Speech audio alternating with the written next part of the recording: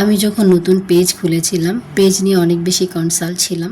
দিনে আমি 6টা ভিডিও আপলোড দিতাম, সকালে 2টা, বিকেলে 2টা এবং রাত্রে 2টা। সেই সাথে ছবি এবং লেখা তো ছিলই। এতটুকু অবহেলা করতাম না এবং টাইম টু টাইম প্রতিদিন আমি নিয়ম করে পোস্টগুলো করে যেতাম। চিন্তা করতাম কখন যে আমি মনিটাইজেশন পাবো, বিশেষ করে অ্যাডস অন রিলস কখন পাবো। আমি যখন পেজ খুলি তখন কিন্তু অ্যাডস অন রিলস আলাদা সেট আপ ছিল। শুধু চিন্তা করতাম আমি যে কখন অ্যাড অন রিলসের সেট আপটা পাবো। তো আমি 5-6 মাসের মধ্যেই অ্যাড অন রিলসের সেট আপটা পেয়ে গিয়েছিলাম।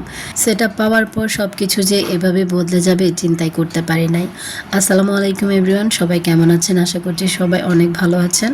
আমি আল্লাহর রহমতে অনেক ভালো আছি। তো আমার আজকের ভিডিওতে আপনাদের ওয়েলকাম জানাচ্ছি। তো কী কারণে সব বদলে গেল তা একটু পরেই জানাচ্ছি। তো আজকের ভিডিওতে আমি নান রুটি বানানোর চেষ্টা করছি। যদিও বাজার থেকে এনে খাওয়া হয়, তবে নিজে তৈরি করে খাওয়ার ইচ্ছে হয়েছে। ইউটিউব দেখে আমি গোলাটা রেডি করে নিয়েছি। প্রসেসিংটা অনেক লম্বা সময় ধরে হচ্ছিল।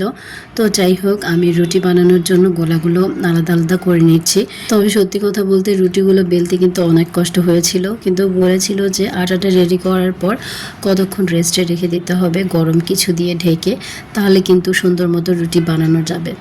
আমি সেটাই করেছিলাম, কিন্তু তারপরেও রুটিগুলো কিন্তু মেলতে আমার অনেক কষ্ট হয়েছে। তো যাই হোক, খেতে যেহেতু ইচ্ছে করেছে এবং নিজে বানিয়ে খেতে ইচ্ছে করেছে, একটু কষ্ট তো করতেই হবে। তো আমি একে একে রুটিগুলো বানিয়ে নিলাম। তো রুটিগুলো সেঁকে নিতে নিতে বলেই ফেলি কী কারণে মনিটাইজেশন পাওয়ার পর সব কিছু বদলে গেল। মনিটাইজেশন পাওয়ার আগে আমার ভিডিওতে যথেষ্ট পরিমাণে ভিউজ হতো। মনিটাইজেশন পাওয়ার পর আমার ভিউজের পার্সেন্টেজ একেবারেই কমে যায়। সেই সাথে আমার কাজ করার ইচ্ছেটাও একেবারেই শেষ হয়ে যায়। এখন আমার কাজ করতে একদমই ভালো লাগে না, জোর করে পেজটা চালিয়ে যাচ্ছি। তো ভিডিওটা কার কেমন লেগেছে অবশ্যই জানাবেন। আল্লাহ হাফেজ।